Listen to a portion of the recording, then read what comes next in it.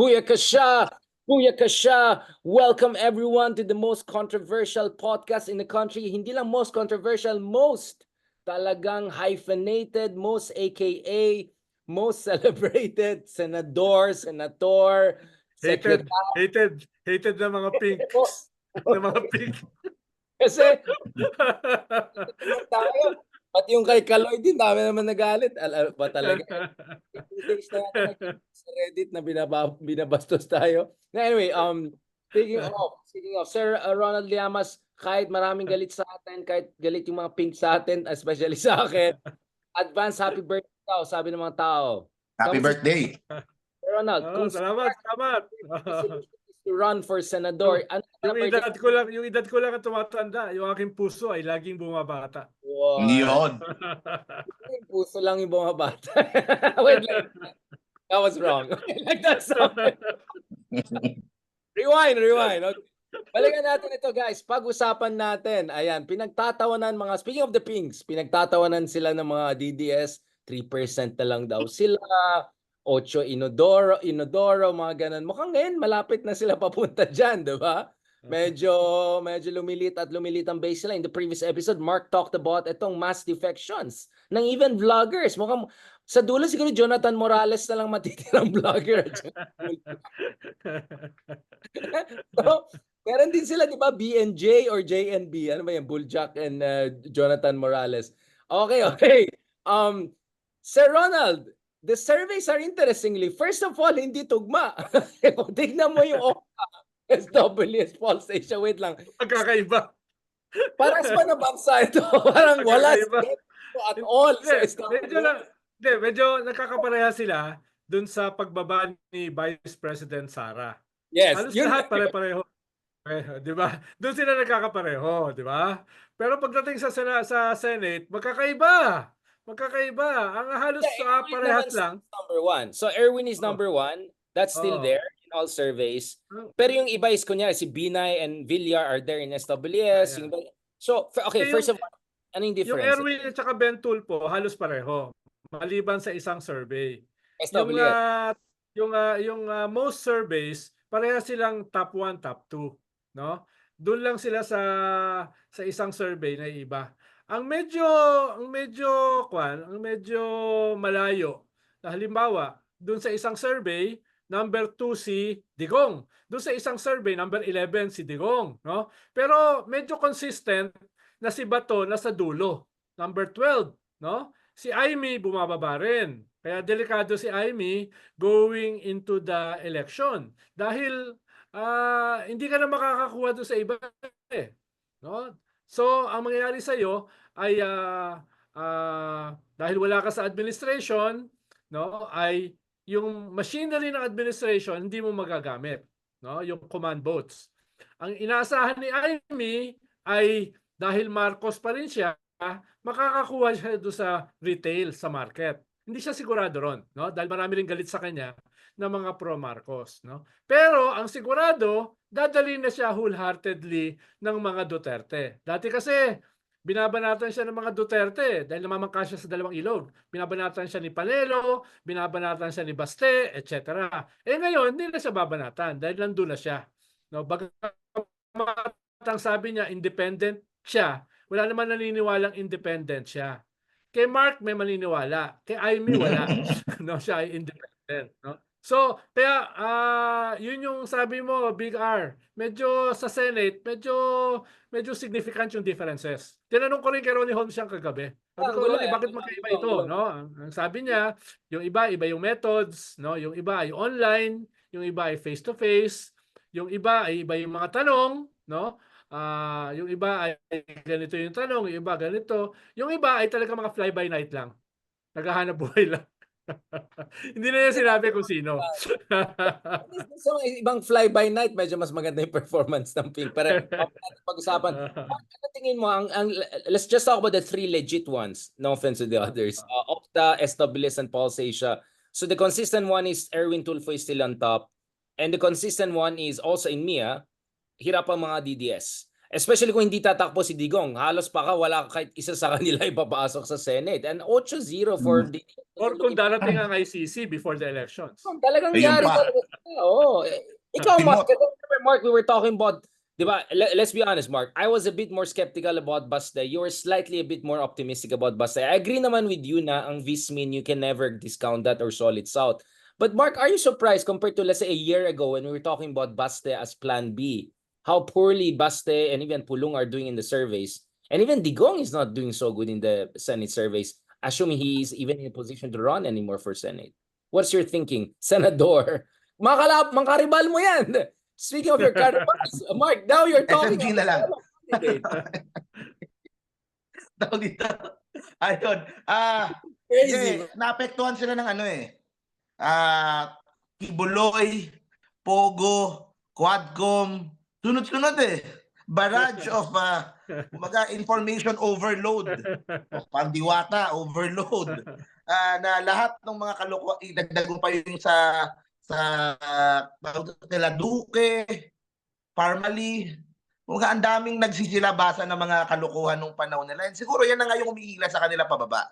Yan na yung, lalo na nung kainitan nung kay Kibuloy, and nalaman ng lahat ng yun. So, talagang tinatamaan talaga, naapektuhan talaga, nahihila talaga pababa. Pero sa akin, habang bumababa yung kampon nitong si Digong, okay? Ako, I am still medyo alarmed dun sa nakikita kong pagtaas naman dun sa side ni Sara. So hindi ko sure kung gaano dadali ni Sara itong kampon ni Digong, yung mga nandyan. Pero ako sa akin, ayaw ko din maging masyadong kampante. Kasi nakikita ko sa social media. Although sa mga surveys, bumababa yung trust rating, bumababa yung ano. Pero kasi yung sa social media doon talaga expertise nila doon humahataw minsan yung sa social media unti-unti nagta-translate doon sa totoong buhay. Yung momentum yung momentum yung tinitingnan ko kasi yung momentum ng mga kampo ni Digong pababa. Kay Sara Duterte pataas. So it's just a matter of them na kung paano nila i-harness yung kay Pero Sara. Mark, saan tumataas si Sara? Paano lahat ng survey bumaba siya? No? Sa social media. Sa social media, I mean. Pero dapat sa media, umi-epekto sa survey. Paano kung siya ay tumataas sa media, lalo na social media, dapat meron siyang reflection sa survey. Halimbawa, baka hindi pa. Baka hindi pa. Baka nagsisimula pa lang tumaas yung... Kasi naalala ko noong 2016 kay Digong. Ganun din yung iniisip natin na pag sa media naman, parang hindi mo... Pero sa social media, palakas ng palakas hanggang nangyari sa totoong buhay. Iba yung kay Digong, yung kay Digong, sa baba siya, paakyat. Ito kasi mataas 90% pababa. Ito, sabay pataas na pababa, no? Medyo iba yung iba yung law of gravity na yan, ha? Kung sa next survey ay pababa pa rin si Sara, mahihirapan siya.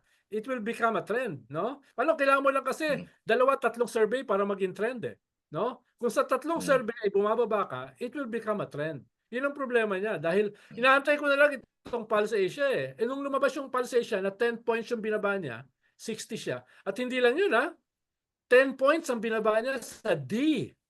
Yung D, yung class D ang pinakamalaki. That's almost 80% of the voting population. Bumaba siya ng 10 Parang 25% points, no? na lang siya sa NCR, no? Ang baba niya sa NCR ngayon, diba? Si Sa Sara. NCR, 28% ang binaba niya, 28%. Sa Visayas, ang binaba niya 9%. Katulad ng 10% sa ibang survey or 15 sa Okta, no? Sa Luzon, 8%. Yan, expected 'yon. Pero yung Visayas, bumaba din. Sa lahat ng surveys bumaba ka, bailiwick niya yan no? Bailiwick niya yung D, bailiwick niya ng Duterte, yung D and E, no? Tapos yung NCR, syempre, doon pinakamarami ang botante. So yun yung kung ako si Sara, kakabahan ako, no? Dahil ngayon almost total na Dati kasi hinihintay ko na lang Pulse Ngayon lumabas na yung Pulse. So lahat ng surveys pababa siya at double digit. Hindi single digit yung baba niya, double digit, no? Hindi katulad ng pagbaba ko na margin of error. Tama naman yun na overall talagang pababa si Sara. Yung sa akin naman parang word of caution lang kasi maaaring nakikita ko trend lang pero it could start from a trend So, kumaga siguro wag na lang magpakampante kung sino man yung nasa other side. Tama naman yun, no? Pero in one sense, parang nababawasan yung kanilang mga vloggers sa social media, di ba? Imbis na madagdagan, nababawasan. So, anong gagawin nila? Saan sila kukuha ng sa China, ng pampondo? No? So, yun yung isang magiging problema nila. Yun Dahil yung pa sabi isang mo nga, problema nila. mismo sa mga vloggers, mismo sa mga social media, nababawasan. Mm. Pero Mark, pag-usapan natin the other side. So you're saying if you're Sarah right now, is TikTok helpful and does TikTok matter? Kasi wala pa tayong evidence na TikTok following necessarily It's the translate. only thing that matters ngayon for them. Doon lang sila talaga may movement. And hindi pa siya nagta-translate directly siguro sa ano na makikita mo siya sa labas ng surveys. Pero it can start from there eh. So yun lang naman yung point ko. Pwedeng doon magsimula. Pero kung sa TikTok, kung mag-ano na eh, ramdam mo na yung ano, nakikita mo na yung strategy nilang ginagawa. And doon lang talaga sila sumisipa. Yan, significant yan, yung TikTok, dahil hawak yan ng China eh. Kontrolado yan ng China, tsaka Yun pa, kaya yun ang challenge eh. tsaka So, anti-Haydarian sa yan. akin lang, siguro ang point ko lang is, wag tulugan yung TikTok ng people from the other side. Oo. Kasi magiging battleground talaga yan. Ang problema lang sa TikTok, kung talagang gagamitin ng China yan, mahihirapan ka. Halimbawa, May hirapan. West Philippine Sea issue, talagang Mababa. West Philippine Sea ang TikTok, no? At Oh, saka anti-Haydarian. Oh, Okay lang sana yung anti-West Philippine Sea eh. No, Oo, yung sa Haydarian talaga, ang delikado. binababa ng TikTok yan. Oh, may gusto pa akong idagdag na isang panibagong senatoriable na posibleng tignan din na baka umakyat din si Doc Willie Ong. Nagdeklara na siya ay tatakbo last Monday. Tomorrow, yung kanyang wife, si Dr. Lisa, will file on his behalf. And yung sympathy, of course, marami ng fans si Doc Willie. Nag-number 18 yan, the last time he ran for senator, walang gastos. Yung sympathy na he has right now, because yung kanyang nilalabanan na sakit. So, sa akin, nandyan din si Doc Willie. So, isang possible pa yan na umakyat at pwedeng ikakain ng boto ng mga bumababa ng mga DDS. Sir Ronald, who else do you think is up for it? Absolutely, Mark, you're right, especially with the PhilHealth issue, with healthcare issue becoming important. I think si Doc also is a very strong position as a champion of universal healthcare. Sir Ronald, who else? Nabanggit ko si Willie Ong na kwan siya. Pwede siyang black swan dito dahil sa other elections din naman kasi hindi siya malayo. Meron nga election, mas mataas pa siya kay Mar Rojas at saka kay Jinggoy, no? For the Senate. So siya ay contender at hindi siya traditional. Hindi siya Ang problema lang, Mark, dahil sinabi niya for several weeks, sinabi niya na nasa bingit na siya ng kamatayan. Alam mo naman yung mga botante kung ayaw nila magsaya to, di ba? May sympathy, pero at the same time, ibibigay ba nila yung boto nila? Kaya baka kailangan sabihin ni Doc Willie Ong na, oy, hindi pa ako mamamatay. Di ba? Medyo bawiin niya ng konti. Para... Nakausap ko si... Ay, sorry. Nakausap ko si Doc Lisa nung isang araw. She expects, hopefully kung magtuloy-tuloy yung treatment, baka by December, nasa Pilipinas na around mga ganun, mga in a few months, nandito na si Doc, papagaling siya. Hopefully, by the time na campaign period, baka pwede na siyang lumabas-labas at pwede na siyang pumunta sa ibang mga campaign stops. Pero syempre, pagdasal natin na gumaling itong si Doc Willie. Good. Dagdag Big R, no? Tingin ko ngayon nagkakaroon ng chance si Bam at saka si Kiko, especially Kiko. Dahil hindi naman sila ang bomba yung nasa loob ng 12. Halimbawa, si Bato, no? Si Bato, si Aimee bumababa, no? Tapos si Abalos at saka si Francis Tolentino hindi tumataas, especially si Francis, no? So, may chance, nagkakaroon siya ng chance, especially si Kiko, dahil medyo stable yung kanyang numbers, no? Si Bam kinakailangan pa ng extra effort, no? Dahil medyo malayo siya. Pero si Kiko ay medyo lumalaki yung chance kung halimbawa yung nasa administration slate o yung nasa 12 ay hihina. Tapos yung mga nasa bingit, nasa administration slate ay hindi papasok. Tapos yung nasa Duterte slate Tama.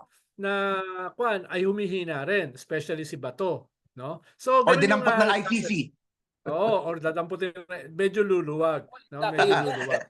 there's Yun- room talaga. Oo. There's a Gusto ko Yes, din so idagdag, ako- Richard, kay Senator Bam.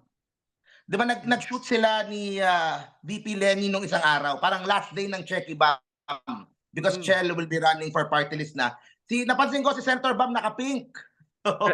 Kasi tinatanong natin di ba? Tinatanong natin, bakit hindi kaya nag-pink si Senator Bam? sayang, kumbaga, ang sayang, ganda-ganda di ba? ng- Kasi yung energy ng pink movement Oo. Mark, is showbiz that stop aspect, there because I want that to be pamilya aspect. Mark, is that okay? That will be the next episode. So perfect segue yan. Pag-usapan natin is the pink movement back, and also pag-usapan natin yung ibang progressive groups, Akbayan with now Chel there, the Makabayan Bloc, medyo may back and forth mga Trotskyite and Stalinist over the past few days. Nakita ni Ronald, Chusera ka Ronald. Sumabay naman ako. Isa pa rin naman.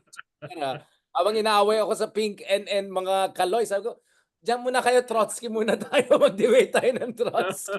Ay, dami naman nagalit Thank you very much, Senador and Senator. Talaga tong RM natin, star-studded. Malapit na tayo gawa ng sarili natin, Shogun Council. Thank you very much, guys.